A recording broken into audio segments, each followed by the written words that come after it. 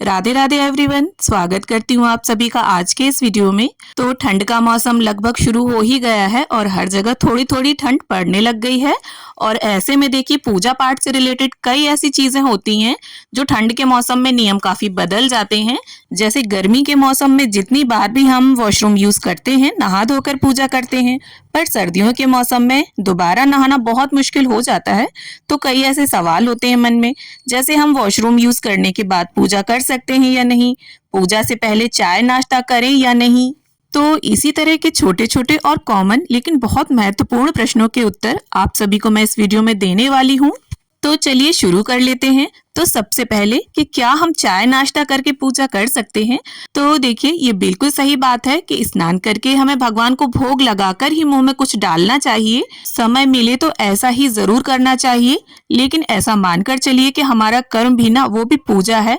अगर घर पर आपके छोटे छोटे बच्चे हैं, सुबह आप समय नहीं दे पा रहे हैं भगवान को और वहीं पर दूसरी जगह हम सब कुछ छोड़ छाड़ कर भगवान की पूजा आराधना करने लगे, आपका बच्चा रो रहा है, पति को ऑफिस के लिए या काम पर जाने के लिए देरी हो रही है और हम सब पर गुस्सा कर रहे हैं, मन में क्रोध है, तो इससे भी देखिए आपकी पूजा करने का कोई लाभ नहीं है। तो उतनी ही पूजा करनी है और उस समय ही पूजा करनी है जब आपके पास समय हो, टाइम हो, क्योंकि देखिए भगवान तो सर्वव्यापी हैं, सर्वज्ञ हैं, वो सब जानते हैं। आपको बहुत ज्यादा अपने आप पर प्रेशर देने की या टेंशन लेने की, तनाव में आने की बिल्कुल जरूरत नहीं है। और देखिए अगर आपको किसी भी तरह की कोई प्रॉब्लम है, फिजिकली कोई दिक्कत है, आपको आपसे नहीं हो पा रहा है, आप भूखे नहीं रह सकते ज्यादा देर तक, तो आप सुबह चाय बिस्किट खा लीजिए। लेकिन केवल एक बात आपको ध्यान रखनी है, वो ये है कि चाहे आप सुबह पूजा करें डायरेक्ट या फिर कुछ खाकर पूजा करें, लेकिन पूजा आपको जरूर करनी है और 12 बजे से पहले आप पूजा कर लें। और एक बात का आप ध्यान रखिए, एक दिन भी आपको अपने घर के मंदिर का उपवास नहीं रखना है।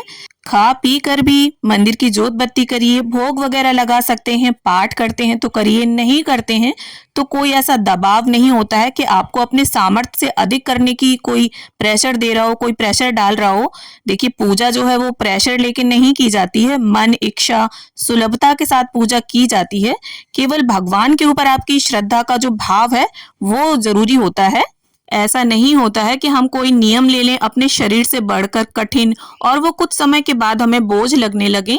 तो ऐसा नहीं करना है आपको। आपकी दिनचर्या के हिसाब से, अपनी सरलता के हिसाब से आप पूजा पाठ को रखें। अब वहीं पर देखिए बहुत से लोगों के साथ क्या होता है, जब वो चाय ले लेते हैं इसके बाद वो फ्रेश हो पाते हैं। तो ऐसे में शाम की पूजा कैसे करें? जैसे सुबह हम नहा धोकर पूजा पाठ किया, इसके बाद चाय ले लिया, फिर इसके बाद वॉशरूम यूज किया। तो देखिए ज्यादा जब कड़ाके की ठंड पड़े, बहुत ज्यादा कड़ाके की ठंड है, आपसे शाम को नहीं नहाया जा रहा है, तो आपको देखिए कपड़े जरूर चेंज कर लेने हैं और इसके बाद एक गंगा जल रखिए बॉटल में, गंगा जल छिड़क लीजिए अपने ऊपर। उसके बाद आप जोत बत्ती कर सकते हैं अगर कोई घर में दूसरा ना हो तो। और अगर कोई बच्चा है आपके घर पर ऐसा जो जोत बत्ती कर सकता है शाम को, तो आप उससे करवा सकते हैं, कोई दिक्कत वाली बात नहीं। पूजा कोई भी करे, घर में कोई भी एक मेंबर अगर पूजा कर लेता है, जरूरी नहीं है सबको पूजा करनी है। तो देखिए वो ऐसी लेडीज जिनके बच्चे हैं छोटे छोटे, तो सुबह अगर आप कर पाते हैं आसानी से तो कर लीजिए, और नहीं हो पा रहा है तब जब भी आप स्नान ध्यान करें, देखिए दिन में कभी ना कभी तो नहाते ही होंगे आप, जब स्नान करें और जैसा कि मैंने बताया दोपहर के 12 बजे के पहले तो कर ही लें। तो जब भी आप स्नान करें तभी भगवान के सामने दीपक प्रज्वलित करिए, कुछ भोग वगैरह लगा दीजिए, धूप बत्ती जलाकर घर को सुगंधित करिए, तुलसी जी में जल डालिए, सूर्यदेव को अर्घ दीजिए। अगर बहुत ज्यादा कड़ाके की ठंड है, बच्चा बहुत छोटा है, फीडिंग वगैरह करता है, तो देखिए माँ को ठंड से बचने के लिए बोलते हैं, तो ऐसी स्थिति में घर के किसी भी मेंबर से आप पूजा करवा लीजिए, पति वगैरह हो वो पूजा कर सकते हैं। और अगर दोनों दंपति पूजा करते हैं तो अति उत्तम, नहीं कर पा रहे हैं तो कोई एक भी पूजा कर लेगा तो चलेगा। और देखिए अगर आपके घर में तुलसी मैया हैं तो यहाँ पर मैं आपको बता दूं कि सुबह तुलसी मैया को जल देना और शाम को तुलसी मैया के समक्ष दीप दान करना अनिवार्य होता है। और ठंड के समय में लगभग देखिए सभी के घरों में तुलसी जी बहुत मुरझा सी जाती हैं, बहुत केयर मांगती हैं। तो आपको क्या करना है, बहुत अधिक जल नहीं डालना है गमले में, थोड़ा जल डालिए। और अगर आपको लगे अगले दिन कि मिट्टी गीली है तो ना भी डालिए, कोई दिक्कत वाली बात नहीं है।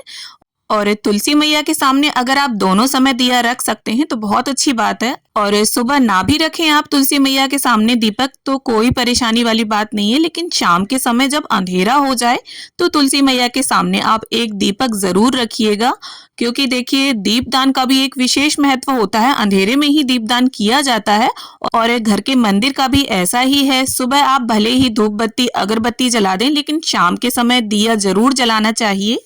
और ये देखिए यहाँ पर एक चीज मैं आपको बता दूं, अगर घर में आपके 4 मेंबर हैं, चारों पूजा करते हैं, तो जो सबसे पहले पूजा कर लेंगे वो तिलक वगैरह लगा लेंगे।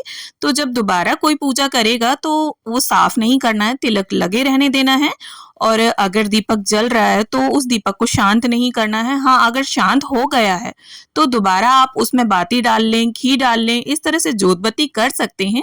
कोई एक सदस्य जो सबसे पहले पूजा करेगा वो विधिवत पूजन कर लेगा। दूसरा सदस्य अगर तुरंत बाद पूजा कर रहा है तो दीपक प्रज्वलित देखकर सिर्फ हाथ भी जोड़ ले तो वो भी काफी है। तो देखिए कई ऐसी शंकाएं और दुविधाएं होती हैं मन में पूजा को लेकर। तो अगर इस वीडियो में आपकी शंका का समाधान मिल गया हो तो अति उत्तम। अगर ना मिला हो, कोई और शंका हो आपके मन में, तो आप सभी मुझे कमेंट करें। मैं अगला वीडियो उन्हीं कमेंट्स के आधार पर बनाकर आपको दूंगी। तो उम्मीद करती हूँ वीडियो में दी गई जानकारी से आप सभी को कहीं ना कहीं लाभ मिले। वीडियो अगर थोड़ी भी पसंद आई हो, थोड़ी भी अच्छी लगी हो, तो प्लीज वीडियो को लाइक करें, शेयर करें। और अगला वीडियो आप किस टॉपिक पर चाहते हैं उसके लिए कमेंट करें। और साथ ही चैनल को सब्सक्राइब करना ना भूलें। इसके साथ ही बेल आइकन भी जरूर प्रेस कर लें। तो फिर से मिलती हूँ आप सभी से एक नए वीडियो के साथ। तब तक के लिए हरे कृष्णा, राधे राधे।